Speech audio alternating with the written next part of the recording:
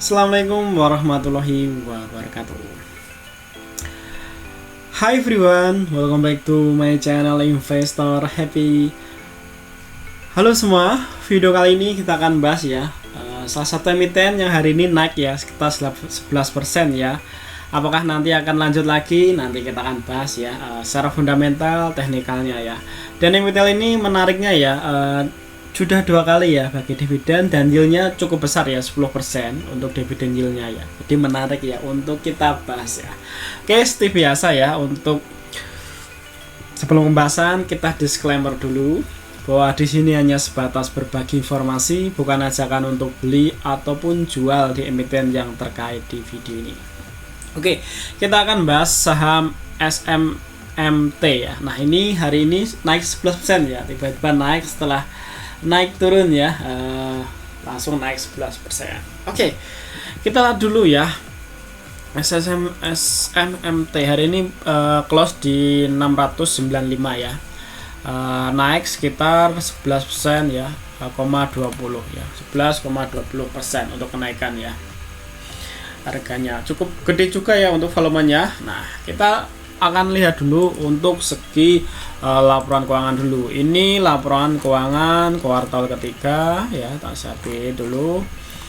Ini laporan keuangan kuartal ke 2 ya. Nah, kita lihat ya. Oke, kita lihat dulu untuk laporan keuangan nih kuartal kedua ini. SMMT punya aset sekitar 1,2 T ya. Nah, asetnya 1,2 T. Di sini sudah disajikan dalam bentuk rupiah ya. Jadi kita nggak perlu ngalihkan ataupun nambahin nol di belakang ya. 1,2 ya untuk asetnya sendiri. Nah, kalau di kuartal ketiga ini asetnya turun ya, malah turun guys. Ini bener kan? Oh, kebalik ya ternyata ya. Ini September 22. Oh, bener-bener guys ya, ini kuartal ketiga ya. Kalau kita lihat ini asetnya malah turun ya, dari sebelumnya 1,2 ya, ini di kuartal kedua. Kuartal kedua dia punya aset sekitar 1,2 ya. 1,2 triliun ya, turun jadi 1 triliun ya. Nah, penurunan kita lihat yang paling ini aset eksplorasi evaluasi ini 2. Ini masih tetap ya. Investasi dan investasi ini masih ya, ini ya ada penurunan dari sini ya, investasi pada investasi ya. Ini ada penurunan di sini ya. Nah, sama di kas, setara kas ya juga turun ya. Nah, oke, dari segi aset memang turun ya untuk emiten ini, tapi kita lihat dulu ya untuk likuiditasnya apakah turun juga. Nah, kalau kita lihat di kuartal ketiga ini dia punya likuiditas sekitar 140 miliar ya, 140 miliar. Kalau kita bandingkan secara year to year ini turun ya, signifikan ya, hampir 100 miliar sendiri turunnya ya, ya sekitar 90-an miliar ya penurunannya. Kalau kita bandingkan dengan kuartal sebelumnya di kuartal ke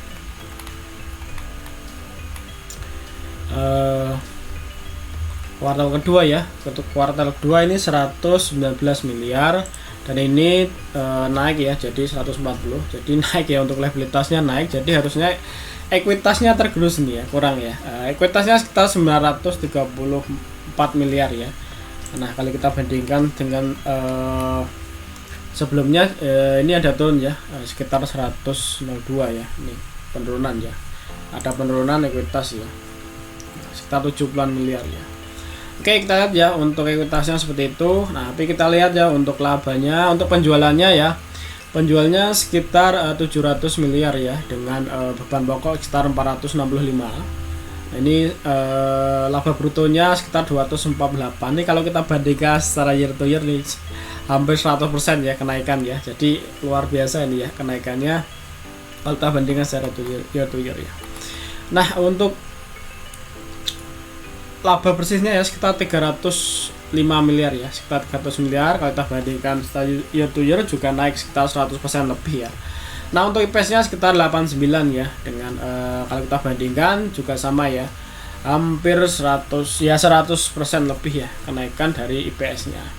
Nah, kalau kita lihat untuk kenaikan ya IPS-nya dari kuartal per kuartal ini sekitar 30-an ya. Ya, hampir 29 ya.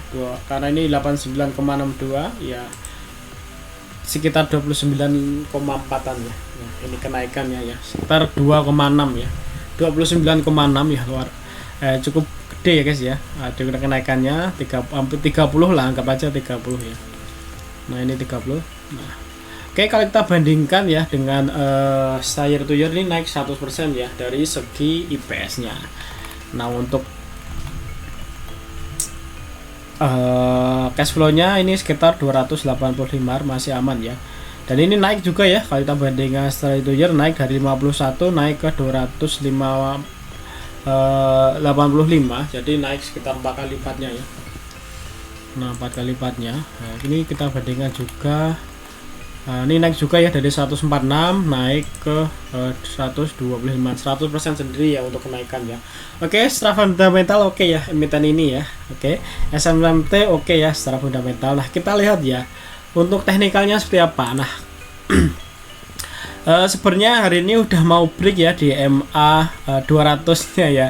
Dikit lagi seperti ya, dikit lagi break. Sayang di bawahnya ya, di bawahnya pas tadi sempat di atasnya cuma turun ya. Nah, kalau kita lihat ini dulu pernah panjang kayak gini ya, pernah panjang kayak gini. Kalau yang mirip ini ya, panjang gini, setelah itu turun ya. Nah, ini pas setelah itu turun. Nah, ke belakang potensi masih naik ya, potensi naik. Nggak tahu apakah nanti akan ambiar closingnya. Cuma kalau kita lihat ya untuk strateginya lebih baik nunggu break aja di MA 200 ya. Kalau break ya, ada potensi nanti akan menuju resistnya berikutnya ya, ataupun mau nunggu di resist di sini ya. Nah, di area sini ya, di MA 200-an lah ya. Break area sini bisa beli ya, bisa beli karena ada potensi ke sini ya. Karena kemarin ya udah 2 kali ya menyentuh area sini ambiar terus ke bawah gini ya. Nah, potensi gitu. Ataupun teman nanti nunggu di area sini mau beli di area demand sini ya, ya silakan ya, terserah strateginya, pokoknya terserah temen ya. Boleh nunggu di area demand sini ya, di area sini kan ada demand ya, ada demand area. Nah, ini kan ada demand ya di area sini. Nah, ini terjadi pembelian ya di area sini, memantul di area sini. Nah, ketika dia masuk area sini ya, dia selalu naik ya. Nah, jadi di situ tuh area demand belinya ya. Nah, di area demand sini beli. Nah, serah temen-temen mau di area beli di area demand sini silakan, ataupun nunggu di break sini ya silakan, ataupun langsung ngambil ya silakan ya. Cuma secara fundamental kurang lebih seperti itu. Kalau saya sukanya barang murah guys ya. Opsi pertama sini ya, nunggu di area demand. Berikutnya nunggu break dulu. Kenapa? Kalau nanti kalau dia break aku beli ya, ketika nanti jebol break tak buang gitu ya kalau saya. Kalau di sini agak ragu-ragu ya, karena kalau kita pakai strategi MA 200 ini belum break di MA 200 ya. Nah, seperti itu. Makanya ya setiap orang punya strategi masing-masing ya.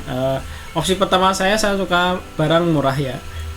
Nah, ini tak jual di harga mahal untuk saya. Dan lebih suka sabar aja ya, suka nanti sabar sampai gerak ya.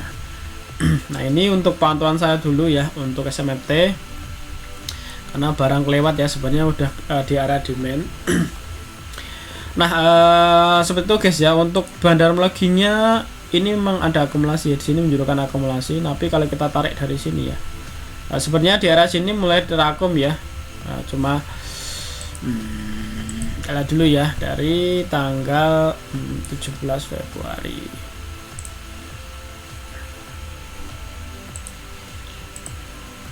Nah, ini memang ada akum dari AO sekitar 26 ya. Masa yang kita kelewat guys ya. Untuk memantau ini sebenarnya sudah ada spek-spek volume kemarin ya di arah sini. Nah, oke, kurang lebih seperti itu ya untuk berbagi informasinya. Kalau memang menarik silahkan aja dipantau ya untuk teman-teman semua ya. Dan sekali lagi cek kembali guys ya, cek kembali untuk opsi beli ya. Silakan teman-teman ya, mau nunggu break dulu ataupun langsung hajar, ataupun nunggu barang murah ya, serah teman. Yang pasti Emit ini udah 2 kali bagi dividen ya, cukup menarik ya, bagi dividen udah 2 kali. Ini bagi dividennya Desember ya, terus ini September ya, masih lama ya sebenarnya, masih lama untuk bagi dividennya. Oke, kurang lebih seperti itu guys ya untuk analisanya. Untuk teman yang mau request silahkan aja ya, ditulis di kolom komentar. Kalau nanti bisa saya akan bantu untuk analisanya. Oke, terima kasih semua yang sudah nonton video ini. Sampai ketemu di video berikutnya. Happy cuan and happy investor. Bye bye.